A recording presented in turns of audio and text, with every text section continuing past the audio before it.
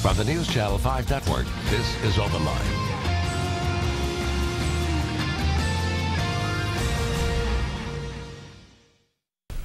Well, good evening, everybody. Rory Johnston with you on a Monday night here on OpenLine. We appreciate you tuning us in here on News Channel 5 Plus. And for the next hour, we have a really important topic to talk about, and it's something that affects so many people. So wait till you hear some of the statistics we're going to share with you as we talk about diabetes. We're going to talk about the prevalence of diabetes, and also the diagnosis and treatments, all sorts of things. And we brought in an expert, and that is Dr. Tom Elassi. I said it correctly. That is right. Good to see you, Doc. Appreciate you coming in.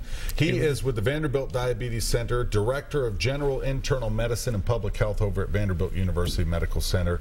In addition to active clinical practice, he's also taking part in a lot of diabetes research at Vanderbilt for, what, about 2 decades now, right? That's right. Okay. So we're glad you're with us to talk about this. We hear about it all the time in the news. We do stories on diabetes. Why don't we start off with just kind of explaining what is diabetes? Yeah, well, there are several types of diabetes. We generally think of 2 broad categories: type 1 diabetes, which often affects younger kids. And in that situation, the beta cell, which is a cell in the pancreas that makes insulin, is destroyed. And that one comes on pretty suddenly. And in those individuals, they'll require insulin for the rest of their life. The other large... And why is insulin important? Thank you. So insulin is a hormone, and it helps the body get the sugar inside the cell. If without insulin, the sugar stays in the bloodstream, right, and you have this sort of uncomfortable situation, the cells are actually starving because they can't get the sugar in. On the other hand, that sugar being elevated in the blood can cause quite a bit of damage. Right. So insulin is kind of, if you will, the key that opens the door and lets allows that sugar out of the blood into the actual cells. Exactly. To feed them. Exactly. Okay. So that's type 1. Type 1, the cell that makes the insulin in the pancreas is just destroyed. It's quite sudden and quite dramatic. In fact, it's the type that a lot of people have in their mind. Type 2 diabetes is a condition where you have a relative deficiency of insulin, a relative to what? To the body's need. Instead of not having any insulin at all, actually you have quite a bit of insulin, certainly early on, but your body doesn't respond to the insulin. We say that you're resistant. Imagine, if you will, and this is not precise, but just for explanatory purposes, it's almost like you need some WD-40. The door won't open very well. So your body makes more and more and more insulin trying to get the sugar into the cell, but the cell is resistant to the effect of insulin. Interesting. Yeah, so that's type 2 diabetes. Okay. Yeah. Some of the statistics that I have, and of course everybody, our phones are open, you know the routine, 737 plus. Give us a call if maybe you're dealing with diabetes, you know someone who is, you have your some questions for Dr. Elassi, please give us a call and we'll put you on. In 2012, this is from the American Diabetes Association, I mean, more than 29 million Americans, which is more than 9% of the population, diagnosed with diabetes, but there's also undiagnosed, right? I mean, well, I should say 21 million were diagnosed, and it's estimated about 8 million undiagnosed. So this is, it seems to be over the last 10, 15 years, as I've been reporting the news and doing medical headlines, it's an increasing problem.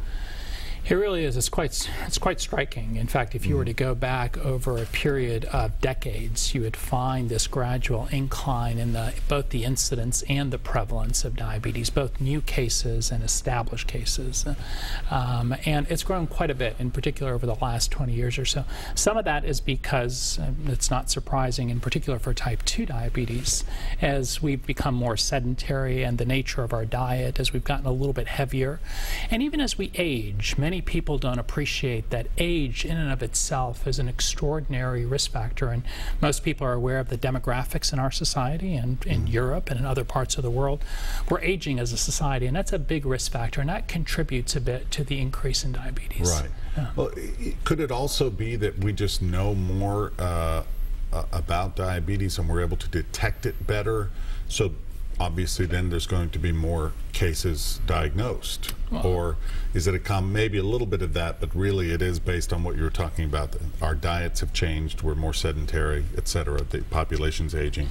Well, I have no doubt that what you just mentioned, this detection, increased detection, is contributing to our numbers. Okay. I really do. And I think some of that is because there are a lot of great organizations in this country that have just made us more aware. Yeah. And that's a good thing. It's a wonderful thing, in particular for those that are undiagnosed. Right. Getting diagnosed is really, really important so that you can receive adequate care.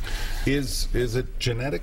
Is there a genetic link here? Yeah. For many diseases, it feels to me that there is at least a genetic component. Certainly the genes contribute and make you susceptible, but like many things, it's a combination of genes and environment. Okay. So the two combine. In some individuals, the relative contribution of one or the other is more, but certainly there's a genetic component for both type 2 and type 1, actually. Are you excited about what's on the horizon as far as treatment, detection and treatment? We'll get into specifics later, but just in general, what you're seeing right now in your research? In fact, I would say I've been in practice for over 20 years, and I don't think there's a single agent that I use today that I used when I was training. Really? Yeah, it's really revolutionized just in the last 2 decades. That's fantastic. So it's an exciting time. It's an exciting time certainly as a clinician, as an investigator, but hopefully it's a hopeful time for individuals that have diabetes, because we really can make a difference. All right, we'll talk more with the doctor about that, about some of the new treatments available and the risk factors and whatnot. We want to educate you here over the next hour. We do have some phone calls already. Courtney, give me those names again real quick. I was talking and didn't write them down. That's what I thought. Let's go to Mary on line 1. Thank you. Hi, Mary. Hi. Hey, thanks for calling in. What's on your mind? I was just wanting to ask, well, I just had a few things to say about diabetes. My mother was a diabetic, and she died from diabetes and from kidney failure. And there's 8 of us kids, and I'm the only one that ever got diagnosed with it. And plus, I have some other major issues, and when I get down and depressed, it seems like all I want to do is eat, and I want to eat all sweets. Yeah. I'm struggling. Okay. Well, Mary, thank you for that comment and really highlighting to our audience really the importance of a couple things. Number one, how serious diabetes can be. I heard you say that your mom died with diabetes, and in our country it's the 7th leading cause of death. It's an incredibly important condition, and that we need to take it seriously. I think the good news, again, Mary, I hope there's hopeful news for you today, is that with the options that we have available, it's simpler, it's safer, and our efforts are just universally better in terms of taking care of folks with diabetes. So some of the stories that a lot of us heard when we were younger, we don't see as many of those anymore. I think with excellent control and attention to other issues, and perhaps I'll talk about that a little bit later, not just glucose, but other issues, we really can make a difference in the lives of people with diabetes. I think the second thing that Mary raised is how frequently depression coexists with diabetes. They really are fellow travelers, and it's important for us to be, as a medical community, attuned to that. And Mary, I think you're not only educating the audience, but just calling out an important issue to our clinicians, that it really, without attention to mental health issues, it's so difficult to adequately treat diabetes. And so I appreciate that she's calling that out. Mary, let me ask you, would you say that the depression issues that you're dealing with have followed the diagnosis of diabetes, or maybe the depression, like you said, triggered poor diet choices and that's exacerbated it? Or is it a little both? It's both. It's both. Okay. Well, I know, look, it's something about this time of year also where, suddenly the body clicks, and I want more sweets right now. I can tell I want more sleep, I want more sweet foods.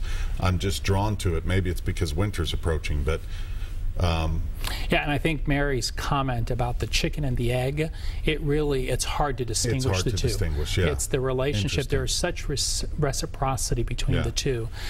So I appreciate, more than anything else, I appreciate Mary highlighting the importance of attention to mental health issues. Mary, good luck to you. Yeah, and I do go to the diabetic clinic at Vanderbilt. Okay. Oh, good. Well, thank you. It's our pleasure to serve you. Yeah, Thank you. Keep at it, and I know it's a tough road, but you can do it. Thanks, Mary. We appreciate it. With that, we got to take another break. We got a couple of calls in. We got a lot more to talk about when we continue on this Monday night. Stay with us.